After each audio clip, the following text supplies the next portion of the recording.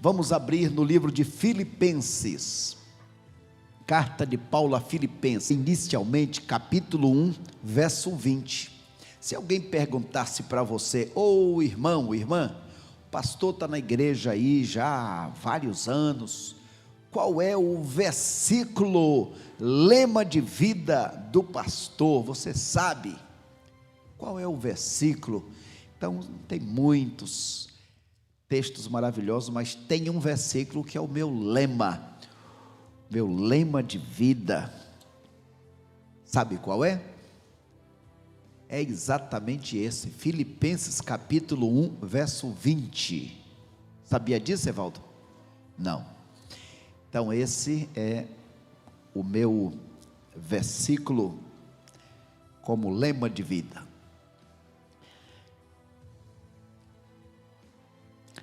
Segundo a minha ardente expectativa e esperança de que em nada serei envergonhado.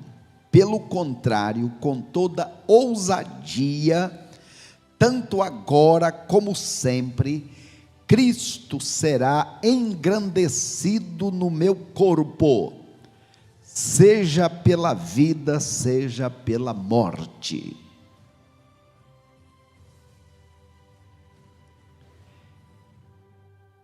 A ardente expectativa que está inflamada, pegando fogo, e esperança de que não serei envergonhado, decepcionado. Pelo contrário, com toda a ousadia, tanto agora como sempre, um propósito na minha vida: Cristo será engrandecido no meu corpo, seja pela vida, seja pela morte.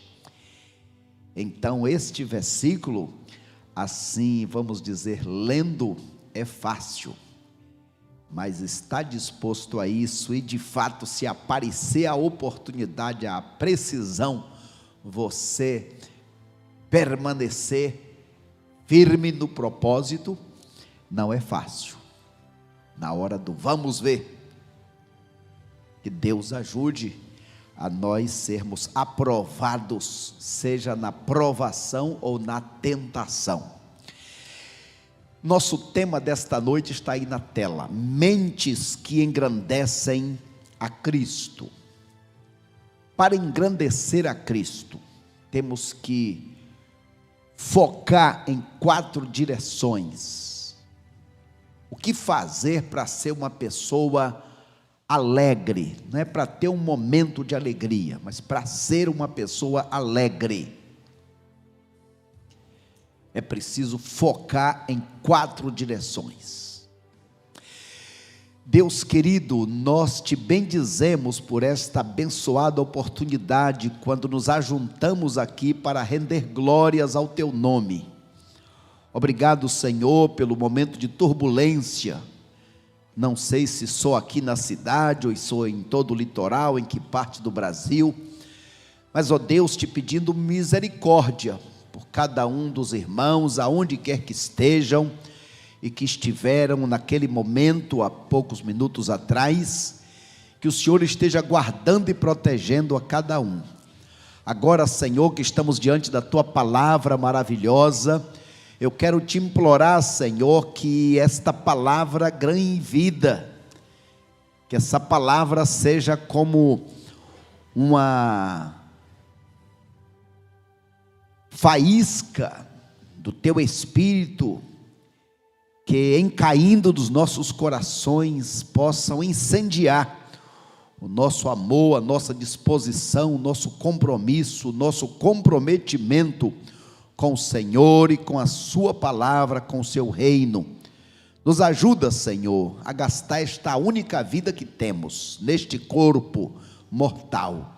Nos ajuda a gastar esta vida para a tua honra e tua glória. Oramos confiados no Senhor para sempre. Amém, Jesus. Amém, Pai. Então, meus irmãos, como dissemos, esta carta do apóstolo Paulo, ela escrita para a igreja de Filipos. Veja aí esse mapa, onde Paulo, na sua segunda viagem missionária, ele queria ir para a Ásia, e o Espírito disse não. Ele queria ir para a Bitínia, e o Espírito Santo disse não. Para onde? Veio um sonho dizendo que ele deveria ir para a Macedônia, onde é a Europa hoje, onde está a Europa hoje. E Paulo então, juntamente com seus companheiros, vão em direção à Macedônia, e a primeira cidade que eles chegam é esta cidade, uma destas cidades aqui, na cidade de Filipos. E assim eles fazem essa viagem aqui, passando por Troade, passando por Tessalônica, por Colossos, de forma que nesta segunda viagem missionária foi organizada esta igreja. E como esta igreja foi organizada? De uma forma miraculosa. Os apóstolos chegaram lá, o que fazer aqui? Resolveram ir orar. E quando foram orar na beira do rio, lá encontraram uma serva de Deus chamada Lídia. E Lídia, ouvindo a palavra, logo se converteu. Depois, aquela moça endemoniada, ela seguia os apóstolos dizendo: estes servos que vos anunciam o evangelho são servos do Deus Altíssimo. Uma palavra bonita. Mas o apóstolo percebeu que era uma ação demoníaca, porque a gente tem que ter discernimento. Nem tudo que fala de Deus é de Deus. Hoje a gente vê alguém na televisão pregando em algum lugar, que a gente diz: esse aí deve ser um dos maiores evangelistas. E então, quando vai ver, é uma pessoa que não tem aquele comprometimento com Cristo, mas que fala de Cristo. Às vezes a gente ouve, por exemplo, alguns políticos, ouve um advogado e um professor dando aula, a gente diz: esse homem conhece tudo, mas às vezes conhece só a letra. De forma que Paulo entendeu que aquilo era um espírito demoníaco, repreendeu aquela mulher que era uma espécie de vidente, foi liberta dos demônios. Por causa disso, os homens da cidade ficaram enraivados. Por quê? Porque aquela mulher, por exemplo, vai ter aí a loteria federal, ela dizia o número, e muitos ganhavam, e assim por diante. Diz que era fonte de lucro com as suas adivinhações. Os servos de Deus foram presos, estando na prisão, ao invés de murmurar, eles louvavam a Deus. Por causa disso, o carcereiro e a família toda se converteu. Foi assim que essa igreja, em 15 dias, foi formada. E agora, depois de muitos anos, o apóstolo Paulo está mandando uma carta para esta igreja. Estamos falando dos anos 60 a 64 depois de Cristo. E aí, uma coisa interessante é saber que Paulo estava preso em Roma. Estando preso, ele mandou uma carta cujo tema principal é a alegria. O objetivo desta carta é dizer assim: tenha uma alegria que permanece com você, independente das circunstâncias. Como encontrar esta alegria? Para encontrar, você precisa se direcionar ou focalizar em 4 direções, porque são 4 capítulos, cada um dos capítulos fala de uma destas direções.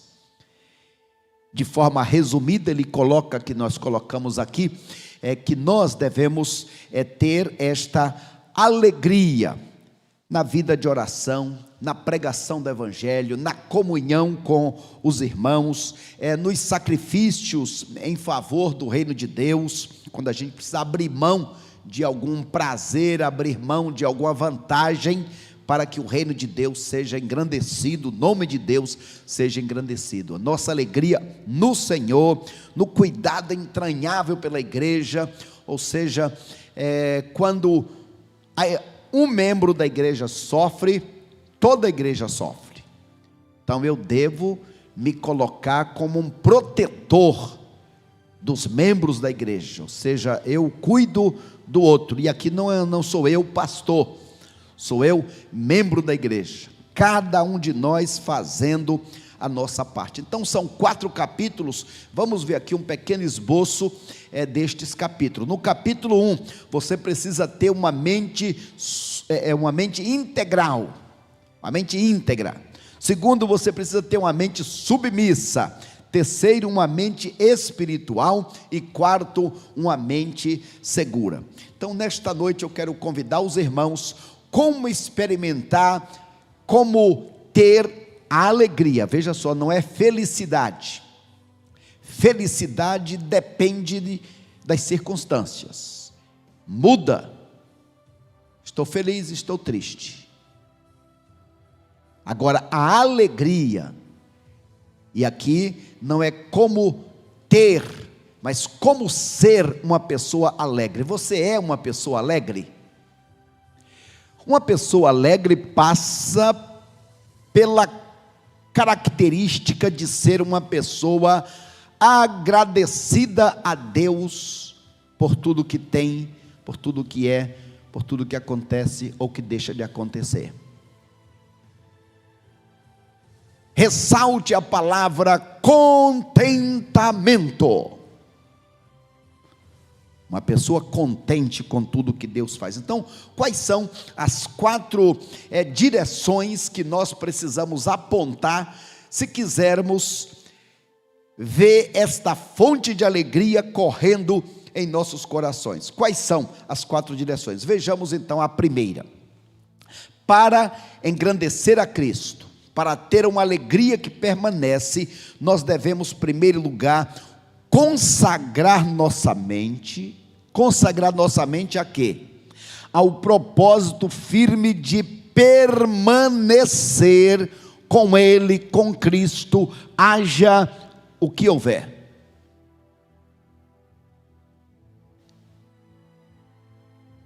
As pessoas são demovidas muito facilmente do propósito de seguir a Cristo. Quando a gente pensa nas centenas de pessoas que abandonaram a Cristo, abandonaram o Evangelho, as desculpas, as razões, os motivos são os mais diversos. Terminou o namoro, perdi o emprego, alguém falou alguma coisa, eu não gostei, ou alguém não falou o que eu queria ouvir, e assim é uma lista interminável dos motivos porque as pessoas deixam a igreja e consequentemente deixam a Cristo, porque ninguém segue a Cristo sem pertencer à igreja. A igreja é o corpo, Cristo é o cabeça, não pode se separar. Então, meus amados irmãos, quando você tem um propósito, eu sou de Cristo, eu pertenço a Cristo, eu permaneço com Cristo, aconteça o que acontecer, como no caso do casamento, eu e a irmã Rita, um propósito, haja o que acontecer, nós vamos permanecer casados. A palavra separação, a palavra divórcio, está fora do vocabulário das nossas vidas. Então, irmãos e irmãs, é fundamental este consagrar. A minha vida não depende de estar doente, ou de estar com saúde, de estar nessa igreja, ou se precisar sair dessa igreja. O propósito de permanecer com Cristo, se eu for muito bem tratado em tal lugar, ou se eu for expulso do tal lugar, permanecer com Cristo se estiver na mira do revólver,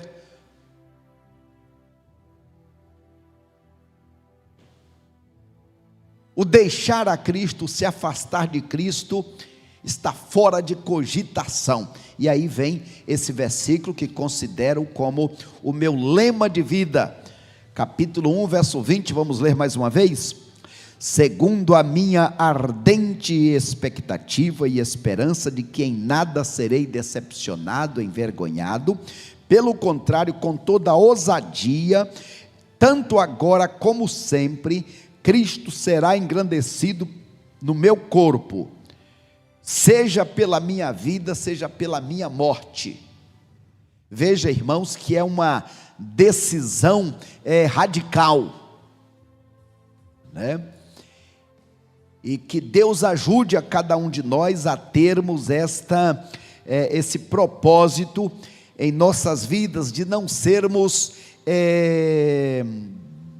demolidos, afastados por nada que venha a acontecer. Ou seja, meus amados irmãos, nós sabemos que Jesus disse assim: aquele que beber da água que eu lhe der não terá mais sede.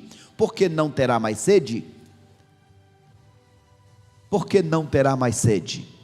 Não terá mais sede porque continuará bebendo. Então, quando um crente se afasta, ele vai perder a alegria. Ontem à noite, essa semana, foi ontem mesmo, a nossa célula, o estudo de João capítulo 15. Eu relembrei para os irmãos ali da nossa célula, que em João capítulo 15, nos primeiros versos, se repete 12 vezes a expressão permanecer. Ou seja, quando você se afasta do manancial das águas, então, consequentemente, você vai perder a alegria. Portanto, para ter a verdadeira alegria, você precisa, em primeiro lugar, dizer: olha, é o seguinte, eu sou de Cristo e vou permanecer com Cristo, aconteça o que acontecer, haja o que houver. Essa é a decisão da minha alma, essa é a decisão da minha vida. É assim com você? E aí, Adelmo? Irmãos, não é fácil. Então, destaque aqui capítulo 1, verso 11, por exemplo: cheios do fruto de justiça que vem por meio de Jesus Cristo para a glória e louvor de Deus. Então, o servo assim, ele vai ter este fruto, esta alegria que não se explica. Verso 18, essa pessoa vai poder pregar a palavra com alegria. Olha aí, verso 18: mas que importa? De qualquer forma, contanto que Cristo seja anunciado, quer por pretexto, quer não, alegro-me com isso, e sim, sempre me alegrarei. Ou seja, me alegrarei sempre, e isso me faz pregar o evangelho. Quando eu vejo alguém pregando, isso me traz alegria, e também motivação para o serviço. Li o verso 20 e o verso 21, pois para mim o viver é Cristo e o morrer é lucro. Estou disposto a me deixar gastar em favor do meu Cristo. Então, qual é a primeira direção para a qual devemos nos inclinar para termos esta verdadeira alegria? É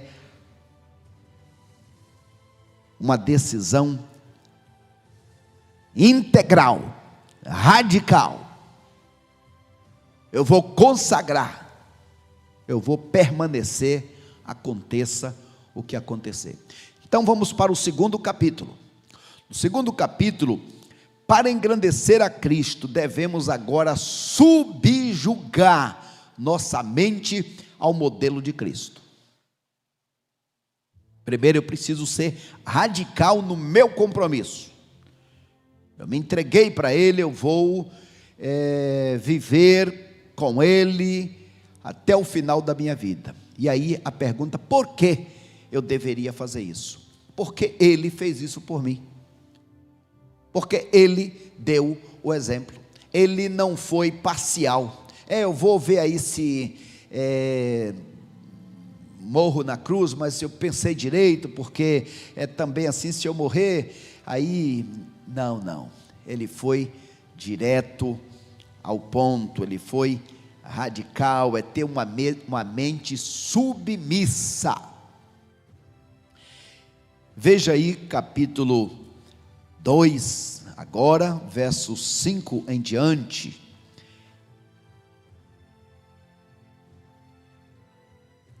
tende em vós o mesmo sentimento que houve em Cristo Jesus, o qual, existindo em forma de Deus, não considerou o fato de ser igual a Deus algo que se devia apegar, mas pelo contrário esvaziou-se a si mesmo, assumindo a forma de servo, fazendo-se semelhante aos homens, assim na forma de homem humilhou-se a si mesmo, sendo obediente até a morte e morte de cruz. Então, você quer ter a verdadeira alegria? Submeta a sua mente ao exemplo de Cristo. Nenhum sofrimento será grande demais para mim, comparando com o sofrimento que o meu Cristo teve. E por que ele passou isso? Porque ele merecia? Não, ele passou isso por mim, no meu lugar. E aí, meus amados irmãos, quando pensamos nesse tipo de comportamento, nesse nível de entrega, nesse nível de comprometimento, percebemos que é mais do que palavras. Porque tem pessoas, Cristo é tudo para mim, mas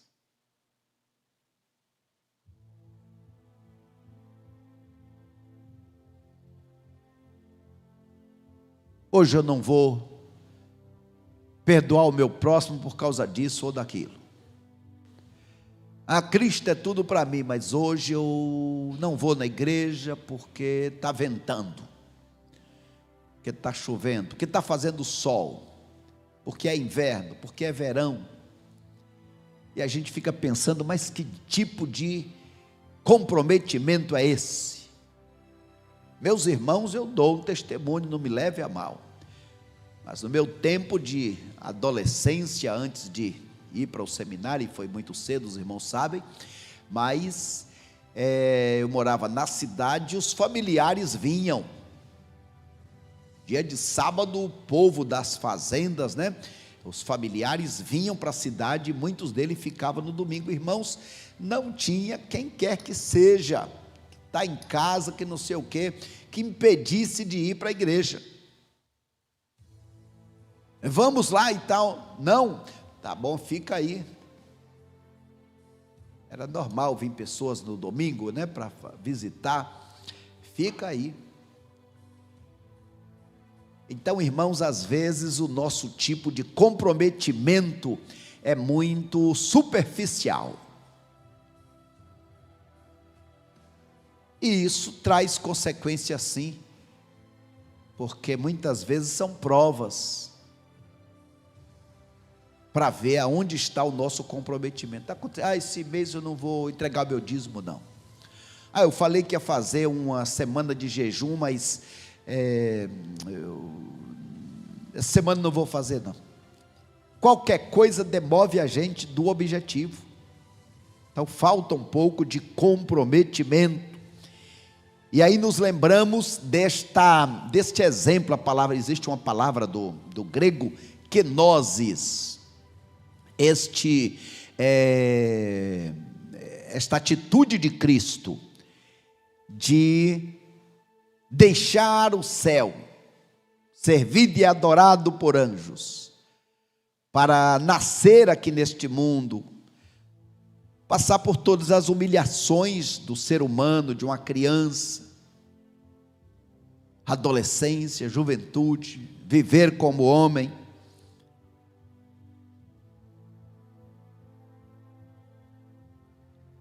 Aqui no mundo, o Senhor dissesse assim: eu vou deixar de ser um homem, eu vou descer e vou me tornar uma barata.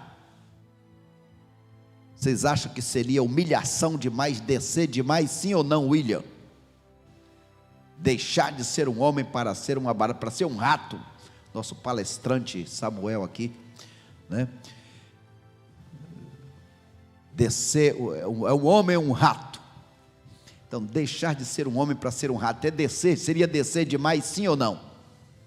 Sim. Agora, meus irmãos, o fato de Cristo ter descido para se tornar homem, é centenas de milhões de vezes se humilhar mais do que se eu descesse para me tornar uma barata ou um rato. Agora a grande pergunta para todos nós é: será que valeu a pena?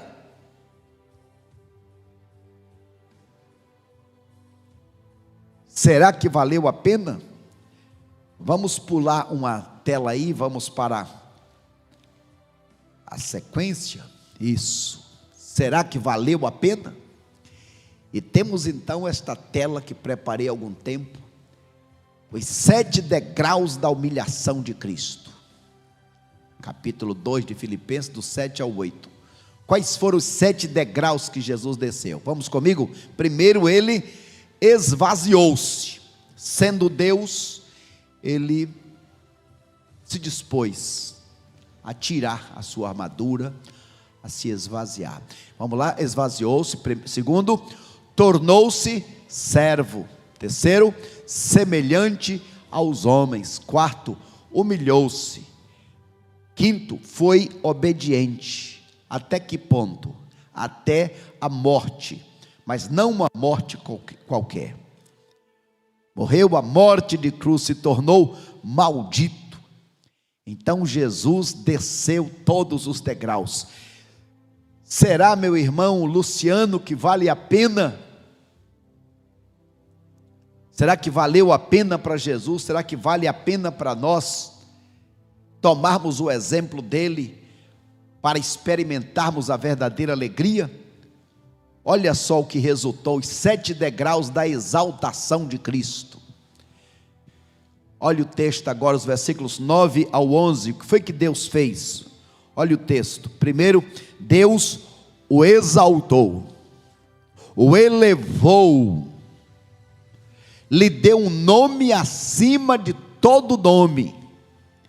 Diante dele agora, por causa disso, todo joelho se dobrará. Aonde? Nos céus, na terra, debaixo da terra. E o que mais? Toda língua. Os 8 bilhões que tem na terra hoje, todos os outros do passado. Toda língua. Aonde? Na terra. Nos céus, na terra e debaixo da terra. Todos terão que confessar o quê? Confessar que Ele é o Senhor. Toda língua confessará. E para que isso? Para a glória do Deus Pai. Então, será que valeu a pena? Sim, Jesus mostra para nós que vale a pena nós tomarmos o exemplo dele, porque ele pagou o preço por todos nós.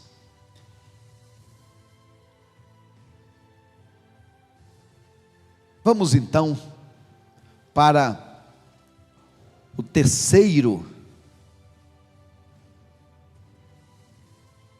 a terceira direção para onde devemos olhar, terceiro capítulo. Vocês ainda lembram no primeiro capítulo o que é que nós devemos fazer?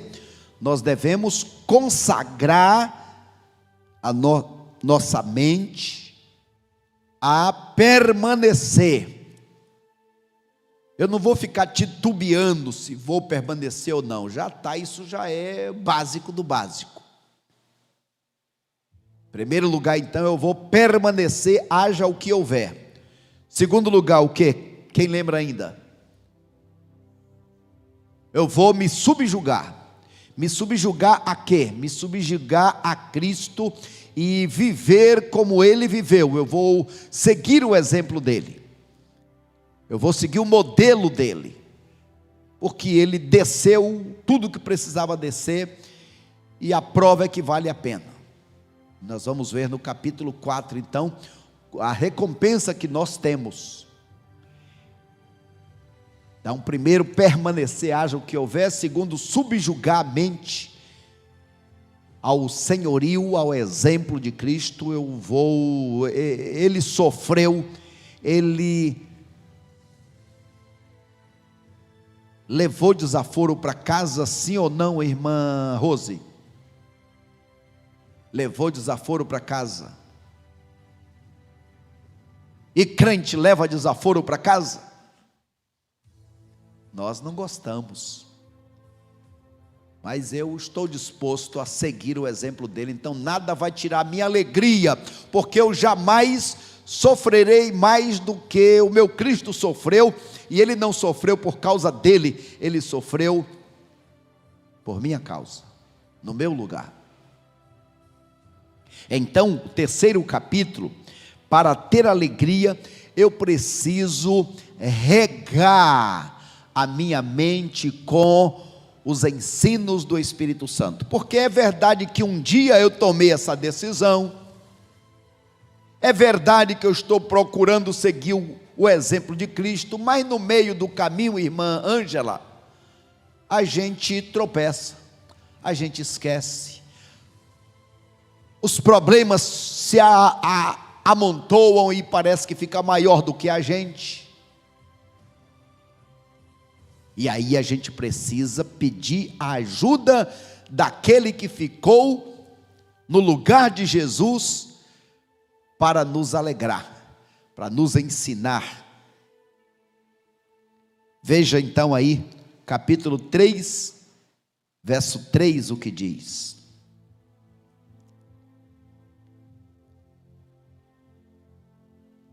porque nós, que somos da circuncisão, nós, os que servimos a Deus em espírito, e nos orgulhamos em Cristo Jesus, e não confiamos na carne. Paulo está falando contra os falsos obreiros. É possível alguém que já foi um bom obreiro se tornar um mau obreiro? Olha aí, capítulo 3, tomai cuidado com esses cães. Cães aqui quer dizer cínicos. Cuidado com os maus obreiros. Cuidado com a falsa circuncisão, com a falsa doutrina. A circuncisão para eles ali era como um ritual, era um tradicionalismo muito forte, porque foi feito no passado e estava sendo feito ainda. De forma, meus irmãos, que nós precisamos ter uma mente espiritual. Como é que nós podemos ter uma mente espiritual? Em primeiro lugar, olhando para aquilo que nós iremos receber. Veja aí, versos 7 ao 14. Mas para mim, capítulo 3, do 7 ao 14. Mas para mim, mas o que para mim ela era lucro, passei a considerar perda por amor de Cristo. Sim, de fato também considero todas as coisas como perda, comparadas com a superioridade do conhecimento de Cristo Jesus, meu Senhor, pelo qual perdi todas as coisas e as considero como esterco, para que possa ganhar a Cristo, e ser achado nele. Olha aí que profundidade, ser achado nele, não tendo por minha justiça que precede a lei, mas sim a que precede a fé em Cristo, a saber, a justiça que vem de Deus pela fé. E para conhecer a Cristo e o poder da ressurreição e a participação dos sofrimentos, identificando-me com ele na sua morte. Ou seja, o Espírito vai nos ensinando a dizer: olha, você é o que? Está sofrendo, está fazendo coisa certa, está passando por lutas, vem dificuldade, está além da sua força, glorifica a Deus, você está se assemelhando a Cristo, você está sendo trabalhado por Cristo.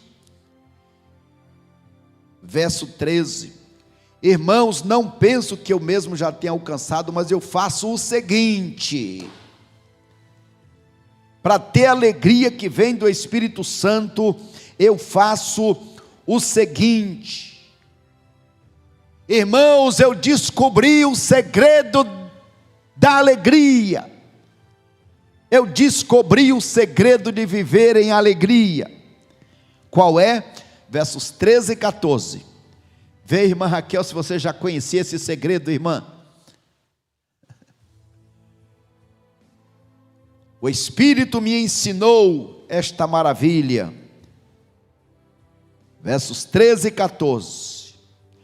Verso 12 ele diz: eu não alcancei ainda, irmãos, mas eu descobri o segredo espiritual para ser uma pessoa alegre, independente do que aconteça. O que é que ele descobriu? 3 coisas. Quem descobre aí? Faça o seguinte: primeiro lugar, esquecendo das coisas que ficaram para trás. Segundo, avançando para os que estão adiante. Prossigo pelo alvo, para o alvo, pelo prêmio da soberana vocação de Deus em Cristo Jesus. Então é o seguinte: eu descobri o segredo da alegria. Primeiro lugar, eu resolvi esquecer o passado. É coisa boa que aconteceu no passado, graças a Deus, louvado seja o teu nome, mas ficou lá atrás. É coisa ruim, mais ainda 1000 vezes, ficou lá atrás. Uma coisa eu faço hoje, no presente. Eu me esqueço do que ficou para trás. Ah, mas eu já orei, já trabalhei, já servi. Amém. Ah, mas eu fui traída. Mas eu fui abusada. Ah, mas tiraram o meu direito. Não importa.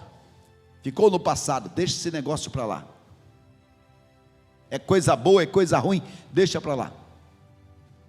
Primeiro segredo, uma coisa eu faço quando hoje, no presente, esqueço do passado. E agora a segunda coisa que eu faço, eu olho para Cristo. Cristo é o meu alvo. Pedro tirou os olhos de Cristo, olhou para as águas. Quando a gente olha para as turbulências, quando a gente olha para as pessoas, a coisa complica. Qual é o segredo para manter a alegria? No capítulo 3, você precisa regar a sua mente com os ensinos do Espírito. O Espírito te ensina, versículos 13 a 14, a você se esquecer do passado. Foi bom, ruim, deixa para lá. Viver o passado é sofrer 2 vezes. Passado já passou. O que é que eu estou fazendo hoje? Hoje eu preciso olhar para frente. O que é que eu posso fazer a mais? Quem é o meu alvo? O meu alvo é Cristo.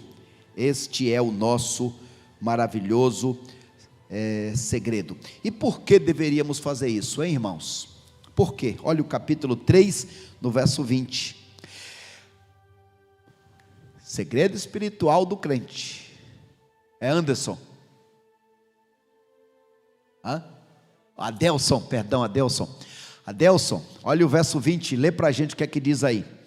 O segredo do crente para ter alegria constante.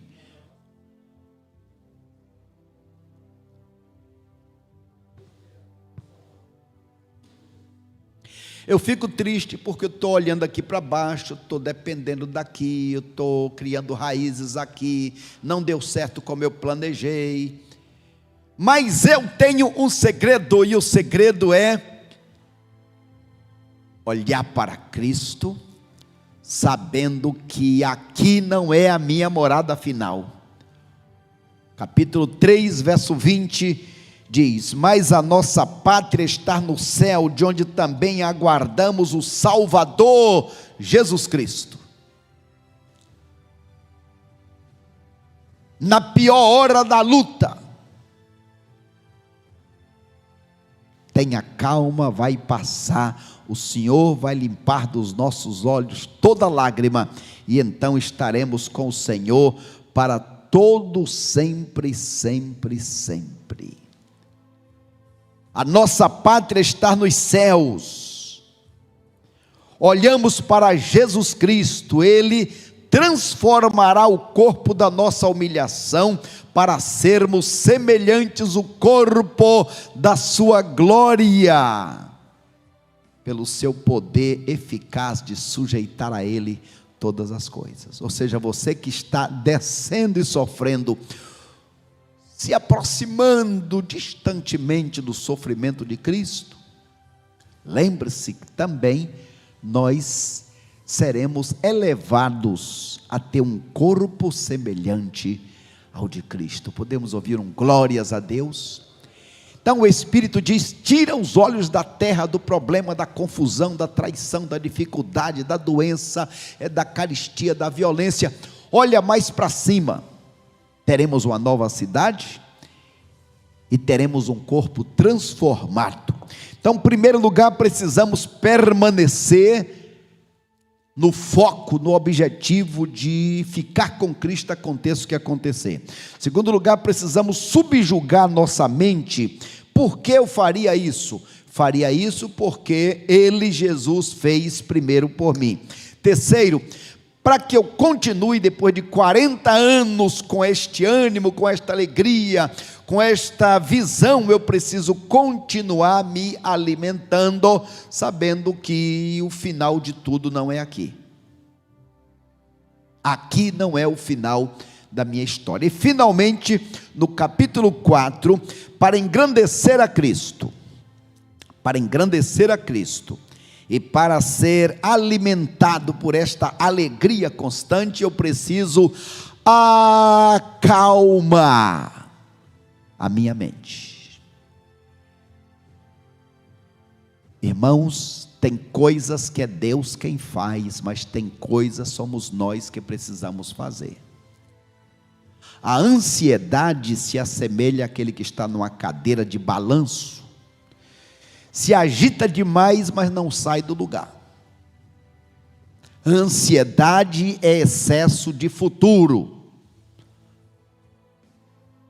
Quer que a porta automática se abra antes da hora. E às vezes a gente agita, a gente perde a paz, perde a calma. Um outro salmo que é o meu salmo, sabe qual é, irmã Cidinha? Tem muitos, mas um salmo muito especial, o Salmo 121. Desculpe, é o Salmo 131. Salmo 131. Senhor, o meu coração não é altivo, nem me preocupo com coisas que estão além da minha capacidade de resolver. Pelo contrário, assim como a criança que acabou de mamar, assim eu faço sossegar a minha alma para comigo. Tem coisas que nós precisamos fazer. Eu faço sossegar. De vez em quando precisamos ir no lugar de paz. Onde é o seu lugarzinho de paz? De vez em quando precisamos sim.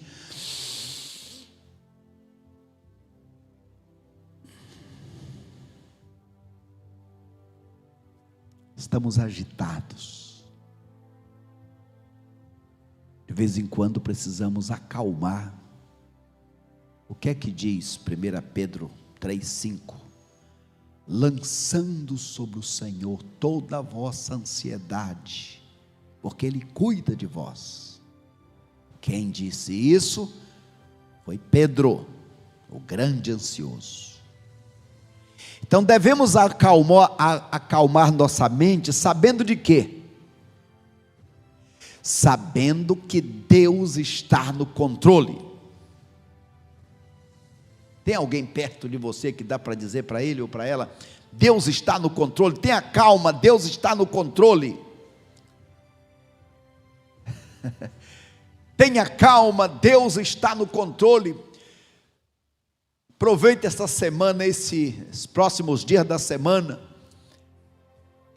Primeiro diga para si mesmo, para si mesma, e precisando diz para as pessoas que estão próximas de você: Tenha calma, Deus está no controle. Mas parece que já passou da conta, passou da hora. Tenha calma, Deus está no controle. Capítulo 4. Estava havendo um problema lá na igreja, com duas irmãs que já tinham sido grande bênção no passado, mas que hoje estavam vivendo em pé de guerra. Paulo disse: essas duas irmãs já me ajudaram muito, mas hoje estão vivendo em guerra. Capítulo 4, as irmãs Evódia e Sintique. Essas irmãs estavam vivendo em discórdia, e Paulo está dizendo para elas: olha, pare de ficar olhando para estas coisas. Capítulo 4, verso 4, alegrai-vos no Senhor. Digo outra vez, alegrai-vos. Seja a bondade conhecida de todos vós, o Senhor está perto, pare de ficar brigando por coisinhas. Capítulo 4, verso 6, não andeis ansiosos por coisa alguma, pelo contrário, sejam os vossos pedidos plenamente conhecidos diante de Deus, por meio de oração e de súplicas com ações de graças. Que a paz de Deus ultrapasse todo entendimento e guarde o coração de vocês e os pensamentos de vocês. Irmãos, irmãs, parem de viver em atrito, parem de viver na turbulência, parem de viver brigando. Pelo contrário, irmãos,